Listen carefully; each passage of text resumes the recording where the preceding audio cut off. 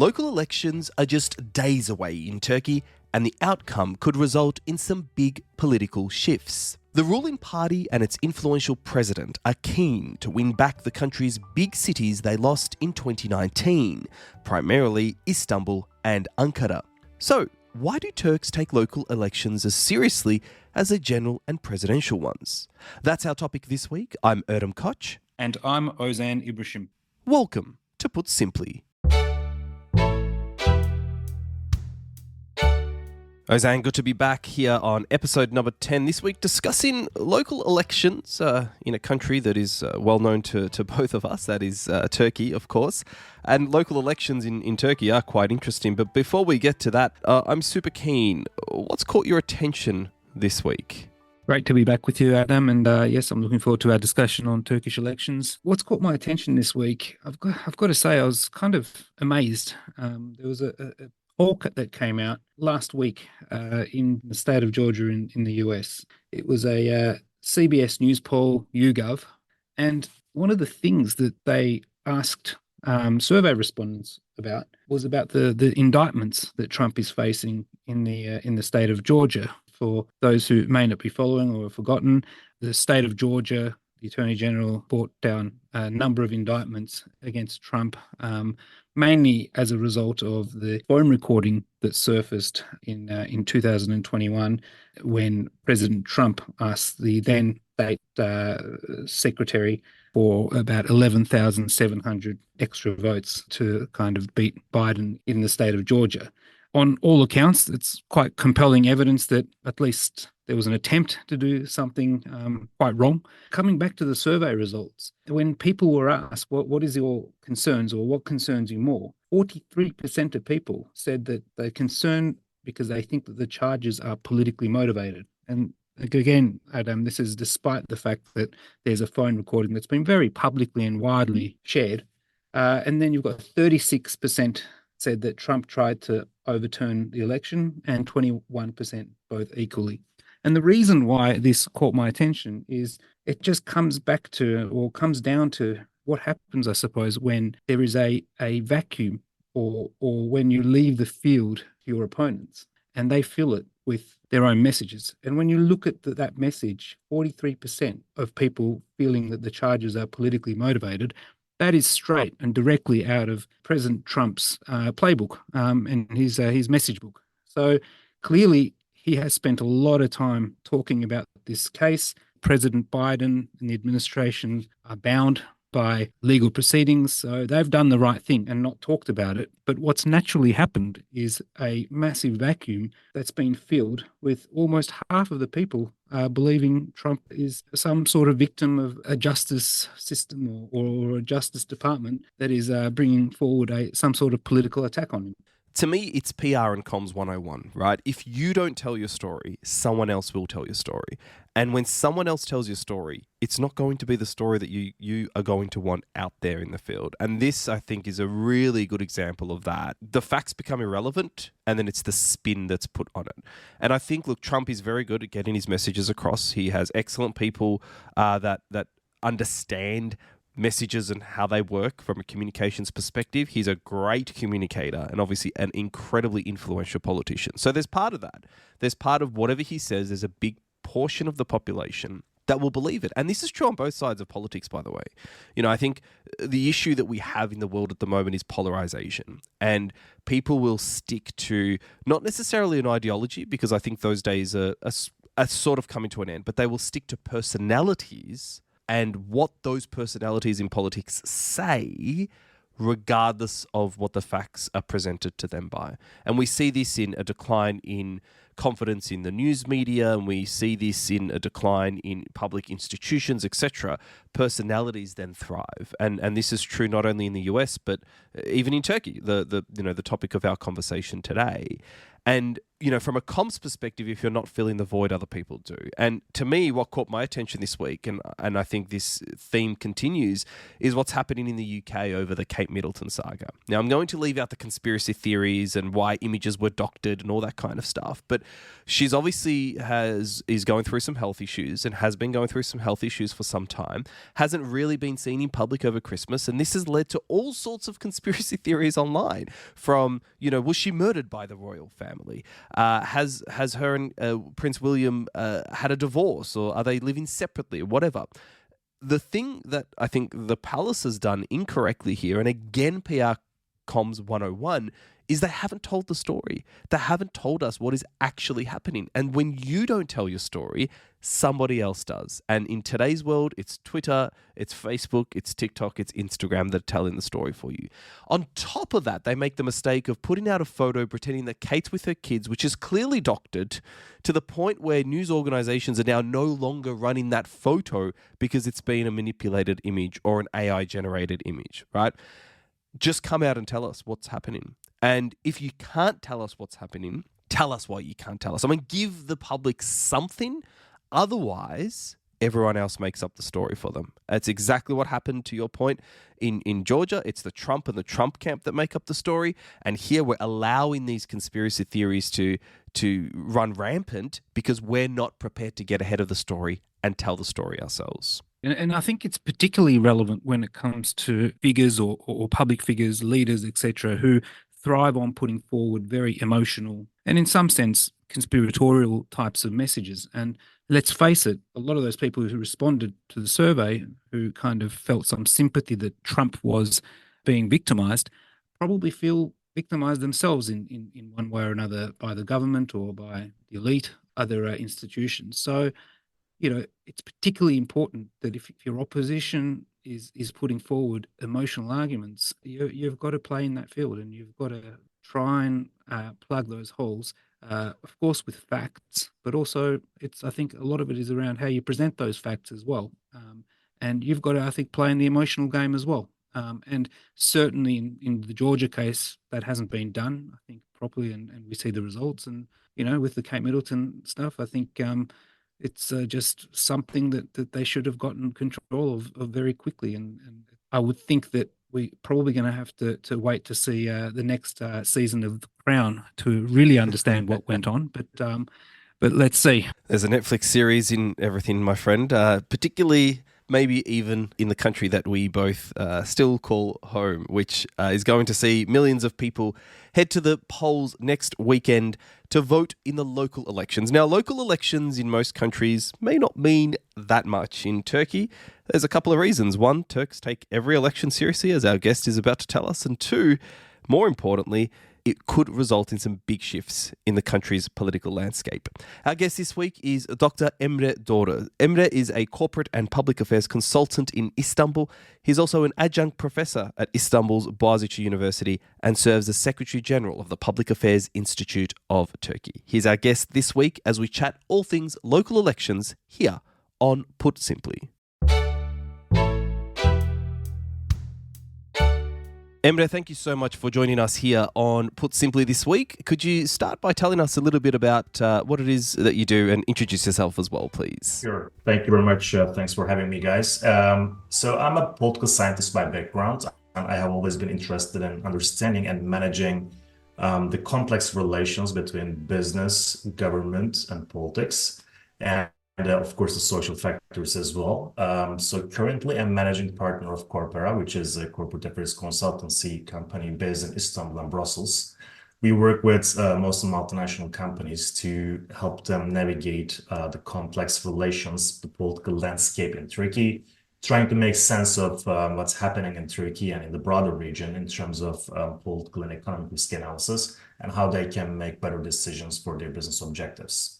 Well, speaking of complexity and interesting things coming up in Turkey, Turks are heading to the polls next weekend for the local elections. Can you put simply for us, what are these elections? How are they different from the elections from last year? And why do they seem quite significant in Turkey? Sure. It's the local elections, what we call. So there are like municipalities in towns and districts in Turkey. and the Turkish people will select who are going to manage these municipalities for the next 5 years. So this might sound a bit insignificant for outsider observers, of course, because it's local elections and it's might look like a bit unimportant compared with especially the general elections and the presidential elections. But there are some elements that make these elections important and maybe even more important than some of the general elections as well. So I will just give the headlines and maybe we can talk about in detail as we go on our conversation.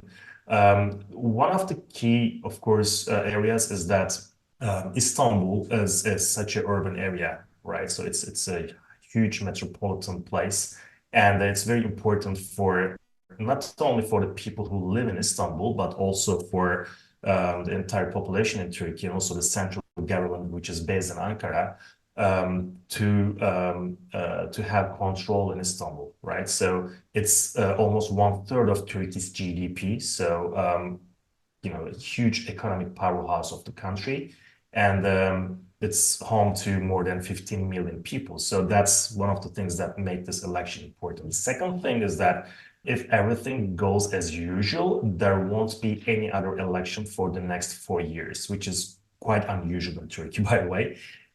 So there will be a period of non-election for the next 4 years, unless there is a constitutional referendum, which is again one of the topics that the government and opposition parties are discussing. So this is going to be a last election for the next 4 years. So these are just the headlines of why this election is important, and of course we can talk about this as I said in detail. Emre, could you describe some of the parties who are competing in the upcoming elections, and I suppose where they sit from an ideological point of view, and where they stand on the different issues that the Turkish people are facing? I mean, as you might guess, there, especially before and during the general elections, which took place last year in May, there were basically two alliances, two camps in Turkey that competed against each other. One is a National Alliance led by the opposition parties, and the other one is People Alliance led by the ruling Justice and Development Party and its nationalist ally, Nationalist Movement Party. So after the defeat of President Erdogan and victory of President Erdogan and his nationalist movement's ally, the opposition alliance basically shattered, right? So there were 6 parties led by the main opposition party, People's Republican Party and the Good Party, and some minor parties. So they were, they came together and they decided to run against Erdogan as a single candidate. By then, they lost against Erdogan in May 2023. So this time, after that general elections, that National Alliance cannot hold together. So there is this People's Republican Party, which is the main opposition party in Turkey. It seems like it is the main challenger of the ruling Justice and Development Party and its nationalist ally. And there are some minor political parties, some of which are actually former Justice and Development Party members, ministers, and prime ministers. So they're also running in these local elections, but they're just minor parties. So probably with a few exceptions, they don't have a higher likelihood of winning. Coming back to the issues, I think we need to make kind of a differentiation between the metropolitan areas and also between the small towns and districts in Turkey, because in most small towns and districts, people usually vote for personality of the candidates, how they're, running a campaign, their local relations, their connections with the local people, authorities, different segments of the society, so on and so forth, which is not necessarily the case in metropolitan areas such as Izmir, Istanbul, and Ankara, the 3 biggest towns in Turkey, because in these areas, a lot of people are going to vote according to their ideological and political beliefs, right? So in Izmir, for example, which is the western part of Turkey, it's very, very, very unlikely that a conservative party such as the Justice and Development Party will win. In Istanbul, it's a bit complicated because There is, of course, a Kurdish population in Istanbul, a secularist liberal population, a conservative population. So there are different people who immigrated from different towns from Anatolia, from eastern part of Turkey, from Black Sea region, from middle of Anatolia. So they all have different cultural backgrounds and ideologies.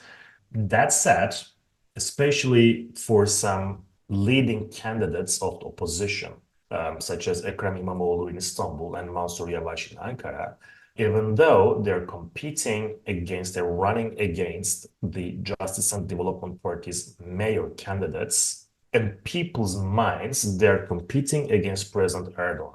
So a lot of Turkish people will vote according to their stance against President Erdogan. So if they're supporting President Erdogan, if they voted for President Erdogan, let's say in the last presidential elections, it's very likely that they're going to vote for the candidate that he's appointed to Istanbul, Ankara, in other towns. So it's a mixture of ideology and local connections, I would say. And Emre, would you say it's because of how influential President Erdogan has been on Turkish politics over the last 20 years is the reason why people think of this particular election that way? Because if you contrast Turkey's local elections with local elections in most other countries in the world, people wouldn't make local elections into that much of a big deal, right? But in Turkey, is it because of the president's power, influence over the last 20 years, that's how Turks vote when they head to, like I said, what would otherwise be largely insignificant in other countries?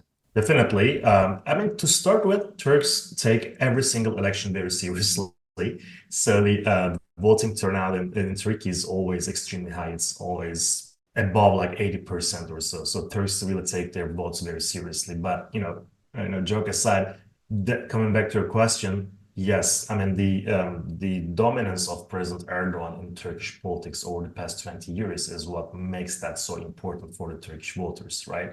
I would say that still President Erdogan is influencing that perception, is still underlying that perception. I mean, he's still running campaigns in different towns of Turkey as president, right? So he's going to an eastern town of Turkey, and the next day he's in the western town of Turkey, campaigning for local candidates, supporting and promoting his candidates in these towns. So he's still a very active daily political figure, which shapes the perception of voters that this is ultimately a choice between President Erdogan and the opposition candidates. So this is why it makes it more significant than a local election. You've mentioned obviously some of the very strong dynamics that will shape people's vote, and that being kind of their position on President Erdogan and the ruling party.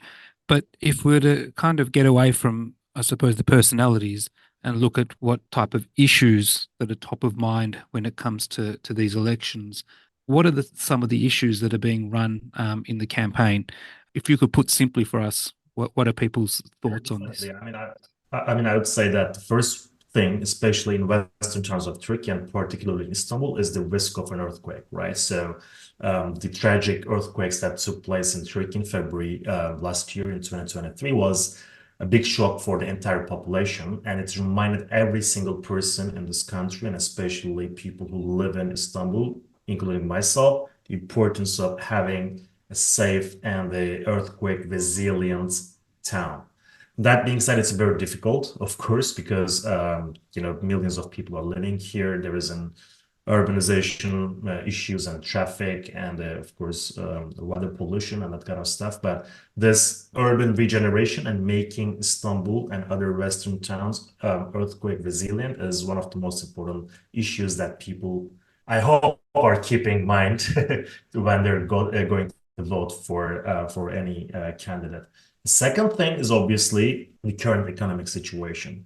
There is a inflation that is above 60% in Turkey. The middle class is facing a lot of problems. The lower socioeconomic classes are really started to feel in the heat of the inflation and also the increasing cost of living. So this economic issues are also important. The third thing is probably the social polarization. right? So there is always, and sometimes even more increasing polarization between the secularist segments of the society and the more conservative and maybe Islamist parts of the society. So these three topics, these three issues are likely to be on the mind of voters when they're going to vote by the end of March. Let's look at the economy, Emre, because you mentioned it there. We've seen headlines all around the world. The Turkish lira has continued its plunge throughout 2024 against the US dollar. Inflation is high. You mentioned cost of living pressures, etc. Yet the Turkish Statistical Institute announced last week that the economy grew 4.5% year on year. Can you put simply for us, economically speaking, what is actually happening in the country? I think one of the first things to keep in mind is that since Turkey is such a big population, Turkey keeps growing no matter what happens, right? So it usually grows usually at around like 3-4%, unless a big shock is taking place. And what happened last year is, I think, was one of the most unusual monetary policies that the world has experienced. Before the general elections in May 2023, Turkish government and President Erdogan decided to lower the interest rates back to 8.5%. And that really created a lot of currency volatility and also a huge increase in the inflation. That being said, the government started kind of subsidizing, especially the lower socioeconomic classes, so the retired people and the minimum wage earners. So there has been increases in minimum wage gradually, and there were some subsidies to retired people. So the government was able to keep them going despite increasing inflation. Right after the elections, with the appointment of the new Minister of Treasury and Finance, and a new management in the central bank, Turkey went back to what is now called the rational and orthodox policies to keep inflation back to decrease inflation back to single digits, which according to some forecasts will take place many years, at least 3-4 years according to the forecasts. But still, there seems to be a dedication and commitment to decrease the inflation. And the Minister of Finance and Treasury, Mehmet Şimşek, who is also a well-known international economist, is very, very insistent not to give any concession regarding that point. So how Turkey has grown so much despite the increasing currency, depreciating Turkish lira, and increasing inflation is that a lot of people, including myself and my family, decided to make their purchases and shopping as soon as possible, because you are constantly making the assumption that things will get worse and the prices are going to increase in the near future. So the sooner I buy it, the better. And that, of course, if you look at the breakdown of the Turkish GDP growth, influences how that growth is happening, which is mostly based on private consumption. So now, to achieve the goal of decreasing inflation, the government is taking even more stricter disinflationary measures, such as putting limits on credit cards or loan growth. So limiting the money supply in the markets is what this government is doing currently. And I think a lot of people will see a very sharp decrease in their disposable income in the near future. Coming back to the election, in your opinion, has anything changed since last year's presidential election, where we saw 2 rounds, and it was compared to previous elections, one could argue a pretty close election result. Have you seen anything that's substantially changed in terms of the support of the ruling President Erdogan's party and the opposition party that would impact the election results for the upcoming election? Well, I think the main change was in the mindset of people, because after the general elections in which President Erdogan had another victory, a lot of people get convinced that, okay, I mean, this is not changing, especially the opposition voters understood that, okay, there is now going back to the previous parliamentary system, because that was one of the promises of the opposition camp, right? So if they win the elections, we're going to terminate this presidential system, which Turkey transitioned in 2017. We're going to go back to the parliamentary system. That was one of the main election promises of the opposition camp. And since Erdogan won, that was not possible. So a lot of people said, okay, this is not going to change. Presidential system will continue, and Erdogan will remain in power until 2028. So most of the population segments have changed their calculations and their positioning, right? So now we are seeing that different political parties are making different negotiations with each other, because obviously there is another 4 or 5 years for President Erdogan and his allies to rule the country. So that's the main change, I would say. The second thing is that, as I said, the breakdown of the opposition camp. So there were two main political parties supported by four minor parties in that national alliance. So the People's Republican Party, CHP, and Good Party, E Party, were the two main allies in the national alliance, or the so-called the Table of Six, and it broke down basically. So there is no alliance between these two main opposition parties anymore, and that, of course, is going to be one of the main drivers of how people are going to vote in the upcoming elections. I mean, the third thing is the U-turn in economic policies, which I just mentioned. We spoke earlier about the popularity and influence of President Erdogan and also personalities in politics. One other individual from the opposition camp who has been quite influential and a big personality is the current mayor of Istanbul, Ekrem İmamoğlu, who had an incredible victory in the last election. Obviously, Istanbul is a key city for Turkey, and President Erdogan and the ruling Justice and Development Party will want to take it back.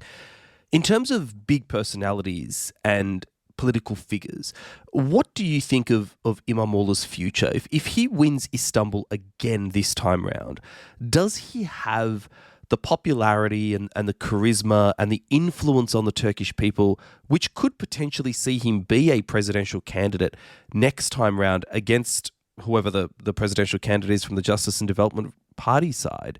Does he have enough of momentum and sway over people, do you think? In short, yes. I mean, I do think that if he wins Istanbul once again, he's going to be one of the most influential figures in Turkish politics for the next probably 1 or 2 decades.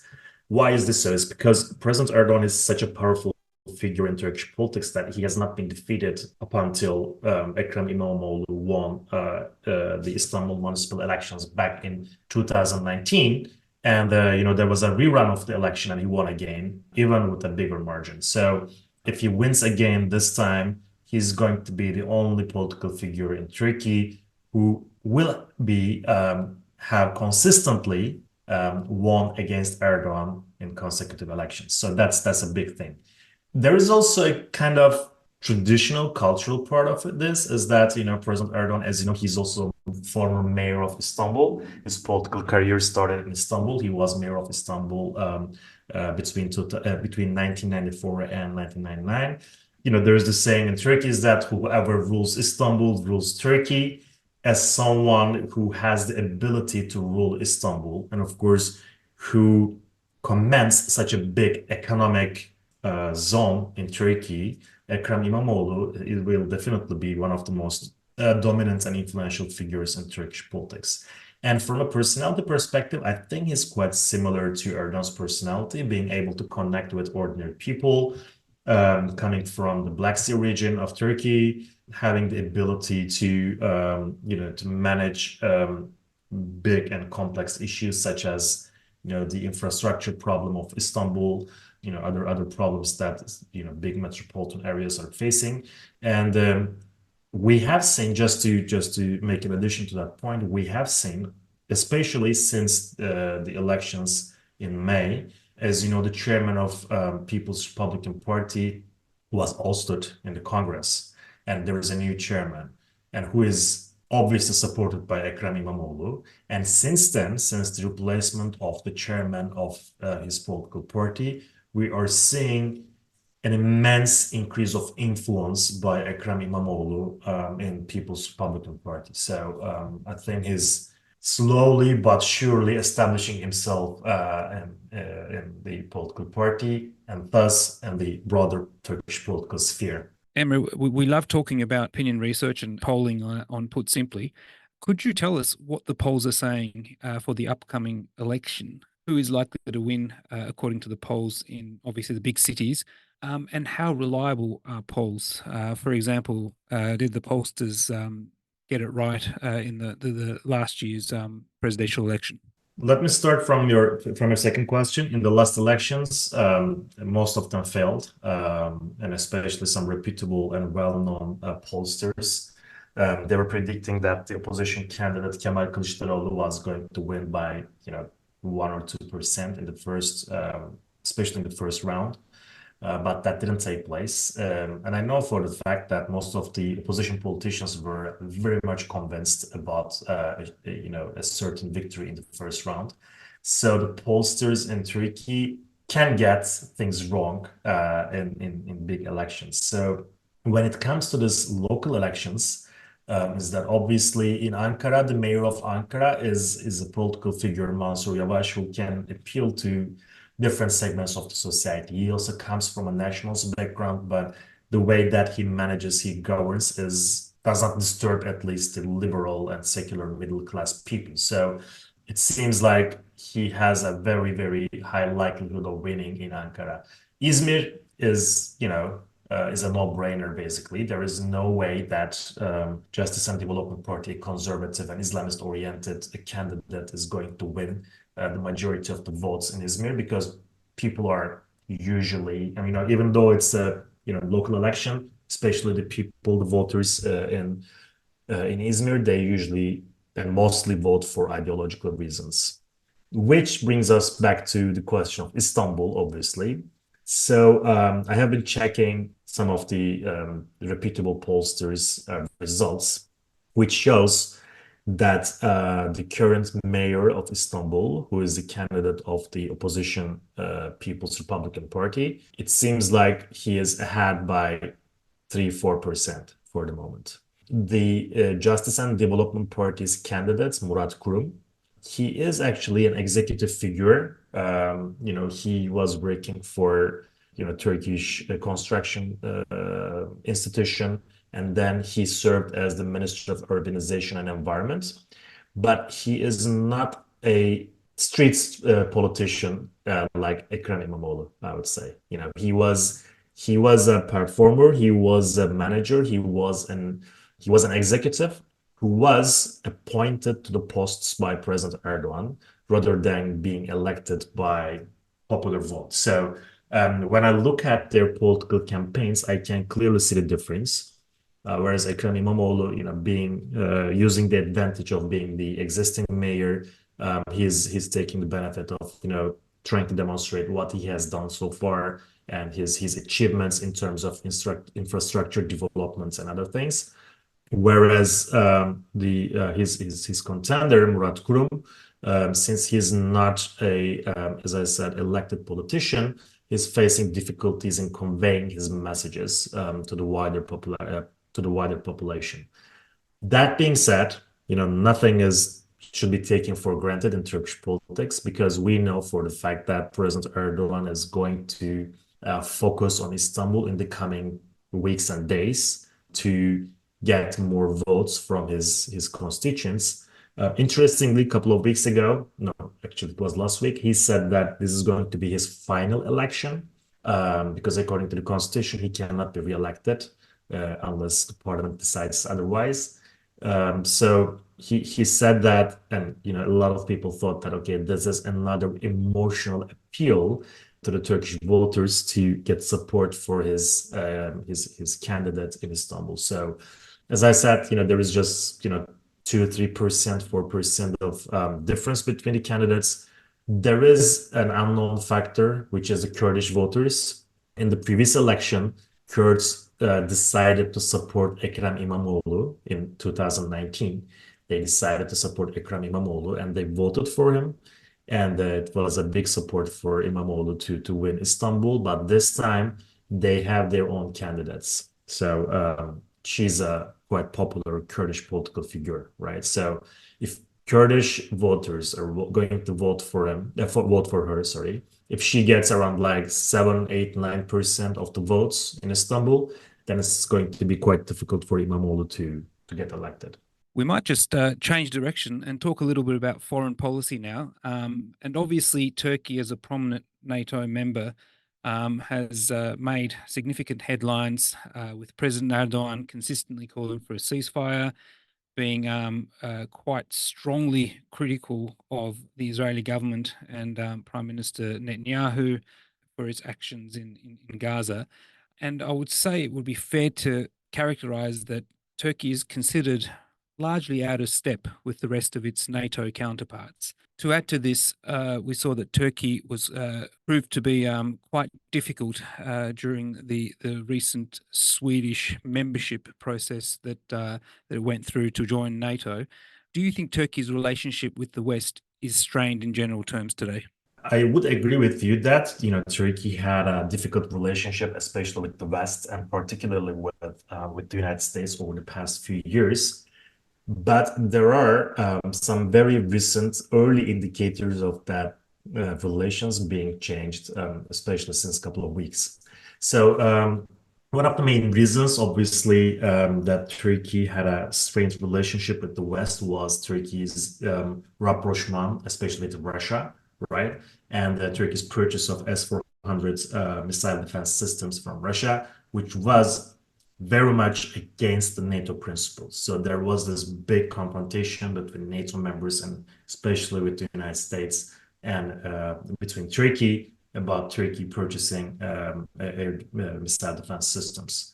So now Turkey justified that purchase by saying that we wanted to buy the Patriots, but we couldn't buy them. So we had to, in order to improve our air defense, we had to buy it from Russia. But obviously that creates a misalignment with NATO principles, right? So in exchange of that, Turkey was expelled from F-35 fighter jet program. Turkey was a part of that, one of the producer countries, and was going to acquire and receive some of these fighter jets, but was then expelled from that program. So after that, the Turkish government and President Erdogan said that we are not going to allow the Swedish government to become a part of NATO.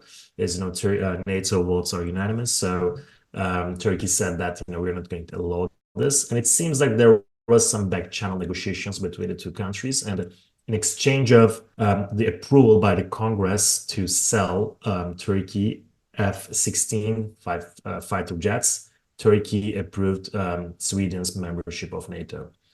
Still, as I understand, based on the publicly available information, Turkey is eager to buy five F-35 fighter jets because they are like fifth generation of fighter jets, which are more sophisticated, obviously.